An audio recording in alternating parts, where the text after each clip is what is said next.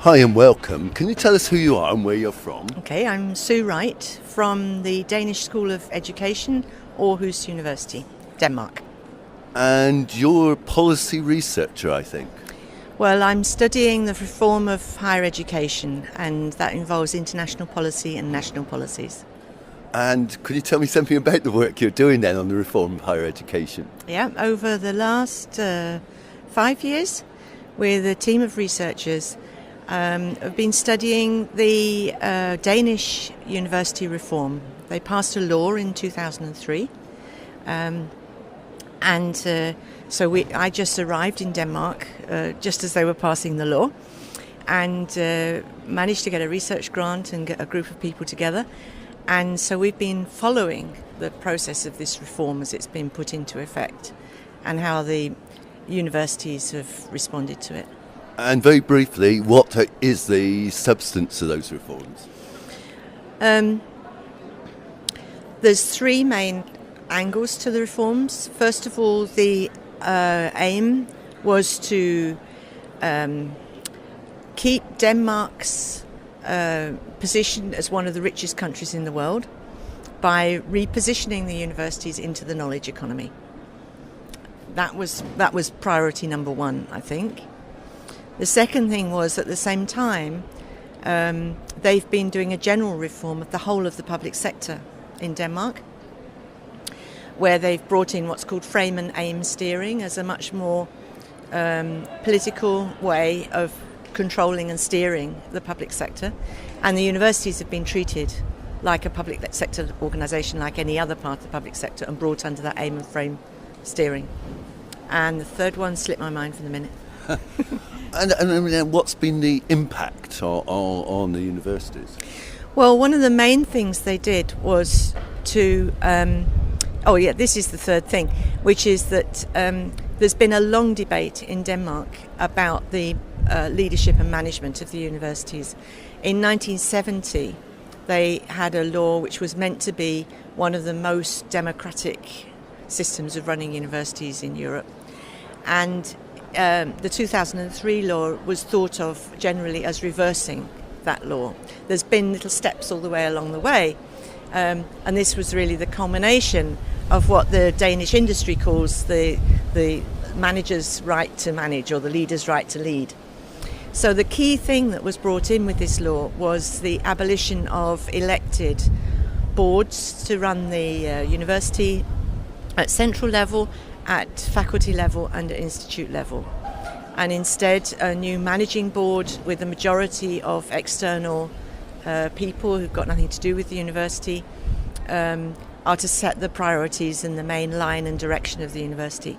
And then they also appoint the rector, who previously was elected by all the staff and the students.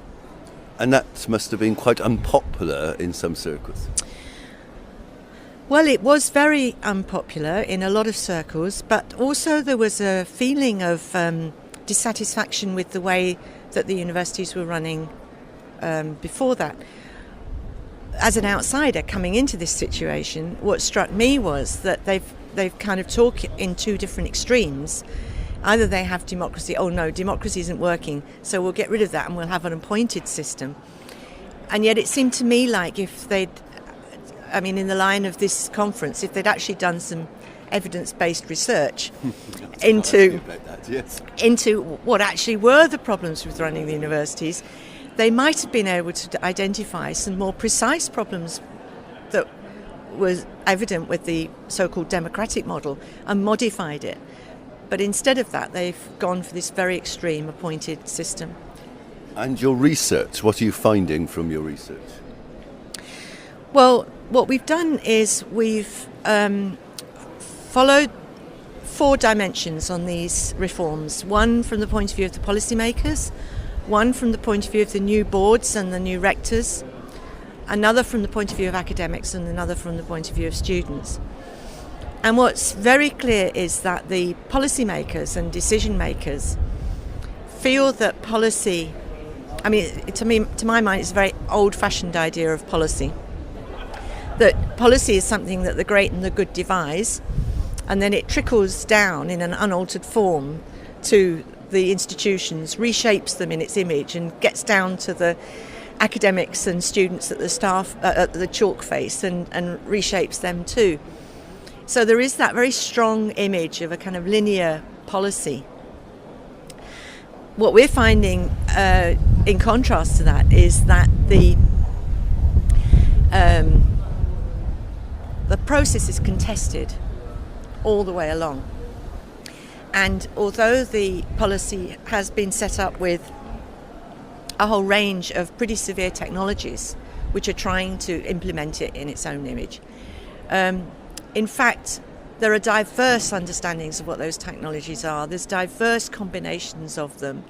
And there's, especially amongst the students, a quite active engagement with different ideas of what it is to be a student, or what it might be to be a student, that we're finding in a whole series of events or crises.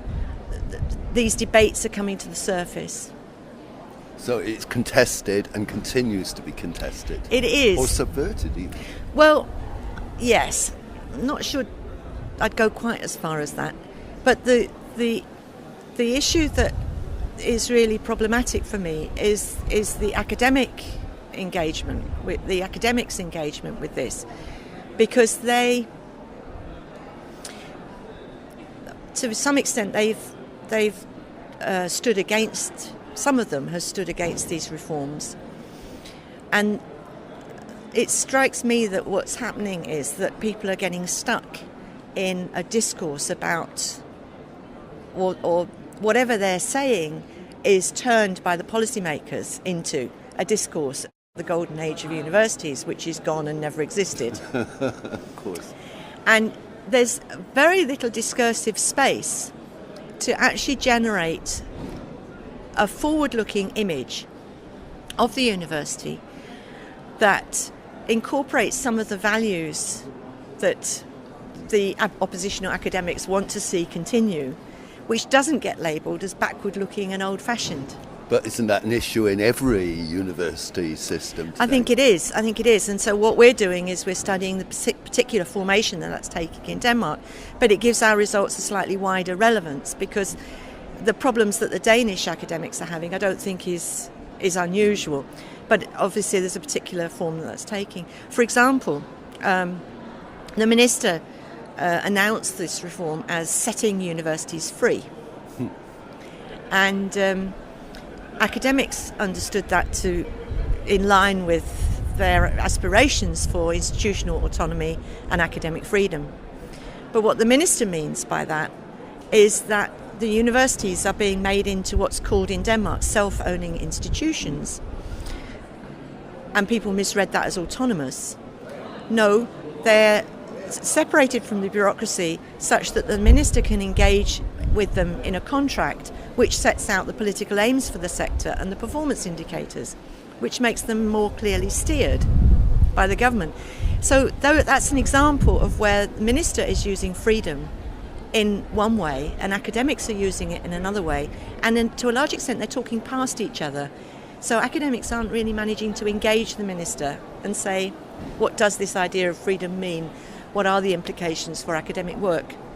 Are these positive or negative? And to bring forward the more negative arguments about the effects. And very briefly, what do you think we can learn from your studies so far and from this situation in Denmark?